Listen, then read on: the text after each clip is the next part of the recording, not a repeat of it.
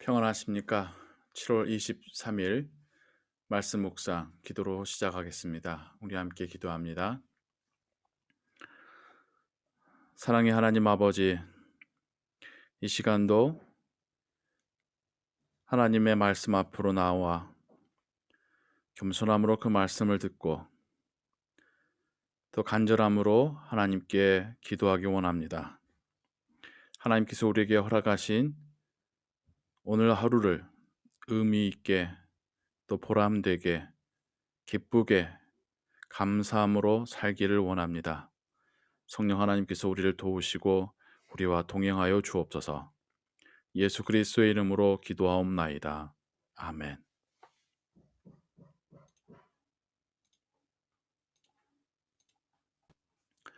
오늘 읽으실 성경은 열왕기상 8장에서 10장입니다. 이 시간에는 열왕기상 9장 1절에서 9절의 말씀을 같이 읽겠습니다. 이것은 솔로몬이 성전 건축을 다 마친 후에 하나님께서 솔로몬에게 나타나시고 하신 말씀의 기록입니다. 솔로몬이 여호와의 성전과 왕궁 건축하기를 마치며 자기가 이루기를 원하던 모든 것을 마친 때에 솔로몬이 성전과 왕궁 건축에 20년이 걸렸습니다. 그래서 20년 전에 일천번제를 드리며 여호와 하나님을 만났던 솔로몬이 20년이 지난 후에 성전과 왕궁 건축을 모두 마친 후에 다시 한번 하나님을 만나게 됩니다. 여호와께서 전에 기브온에서 나타나심 같이 다시 솔로몬에게 나타나사 여호와께서 그에게 이르시되 네 기도와 네가 내 앞에서 간구한 바를 내가 들었은즉 나는 네가 건축한 이 성전을 거룩하게 구별하여 내 이름을 영원히 그곳에 두며 내 눈길과 내 마음이 항상 거기에 있으리니 네가 만일 네 아버지 다윗이 행함같이 마음을 온전히 하고 바르게 하여 내 앞에서 행하며 내가 네게 명령한 대로 온갖 일에 순종하여 내 법도와 율례를 지키면 내가 네 아버지 다윗에게 말하기를 이스라엘의 왕위에 오를 사람이 네게서 끊어지지 아니하리라 한 대로 네 이스라엘의 왕위를 영원히 견고하게 하려니와 하나님께서 성전 건축이 완료된 이후에 그 성전에서 이스라엘과 솔로몬을 지켜보시겠다 말씀하십니다. 그리고 다윗에게 말씀하신 바대로 솔로몬에게 약속하신 바대로 그들이 우상을 섬기지 아니하고 오직 하나님만을 섬긴다면 그 위가 왕위가 계속해서 다윗의 가문에 있을 것이다 라고 하나님께서 말씀하고 계십니다. 성전과 말씀의 순종 사이에서 하나님은 성전이 아닌 말씀의 순종을 가장 중요하게 여기고 계시는 것입니다. 만일 너희나 너희의 자손이 아주 돌아서서 나를 따르지 아니하며 내가 너희 앞에 둔 나의 계명과 법도를 지키지 아니하고 가서 다른 신을 섬겨 그것을 경배하면 내가 이스라엘을 내가 그들에게 준 땅에서 끊어버릴 것이요 내 이름을 위하여 내가 거룩하게 구별한 이 성전이라도 내 앞에서 던져버리리니 이스라엘은 모든 민족 가운데에서 속담거리와 이야기거리가 될 것이며 솔로몬의 후손만이 아니라 이스라엘 백성이 우상 숭배하는 것에 대하여서까지 하나님은 솔로몬에게 말씀하고 계십니다. 즉 리더로서 왕으로서 그 땅의 백성들이 오직 하나님만을 섬기도록 선도해야 될 책임이 그에게 있더라는 것이죠.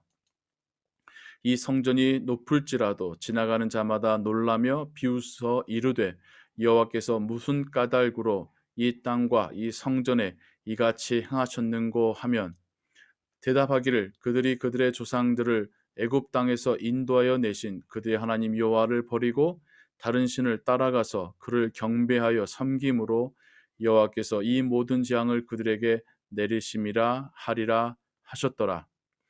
이스라엘이 우상 숭배하여 하나님 앞에 책망받고 재앙을 당하게 될 때에 오히려 이방 사람들이 무엇이 문제였는지를 알고 사람들에게 말할 것이다.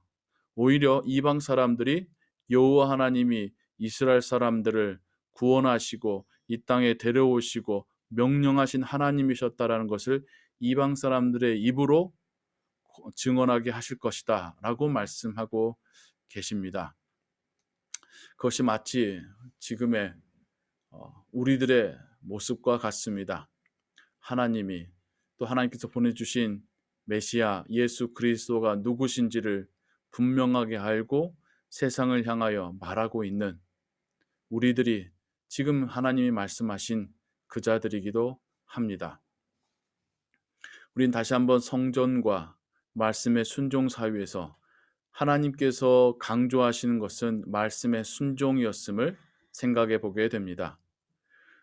우리에게 지금 솔로몬의 성전과 같은 의미는 우리의 행함으로, 우리의 공로로 뭔가 하나님을 위해서 혹은 교회를 위해서, 선교를 위해서 무언가를 했다라고 하는 우리의 행함이고 행위겠지요.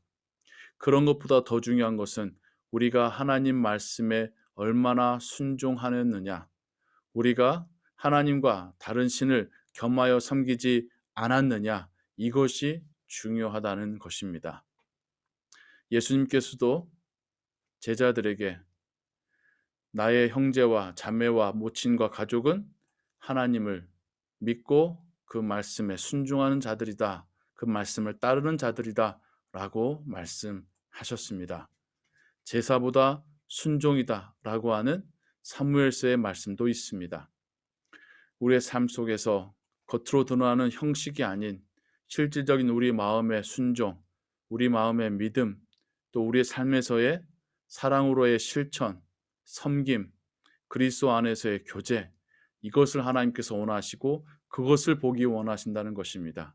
또 그러한 우리의 삶을 하나님은 축복하시고 그러한 우리의 삶을 통하여 역사하실 거라고 약속하고 계십니다. 오늘도 우리가 하나님을 섬기는 심정으로 하루를 살아갈 겁니다. 겉으로 드러나가는 형식이 아닌 실질적으로 우리 마음속에서 우러나는 하나님에 대한 사랑으로, 믿음으로, 섬김으로 오늘 하루도 살아가시기를 주님의 이름으로 축원합니다. 기도하겠습니다. 사랑과 은혜가 풍성하신 하나님 아버지, 수년이 걸친 공사를 마친 성전을 보시면서도 하나님께서는 성전이 아닌 솔로몬과 이스라엘 민족의 믿음의 순종을 원하셨습니다. 우상 숭배가 아닌 오직 하나님만을 섬길 것을 하나님은 당부하고 계십니다.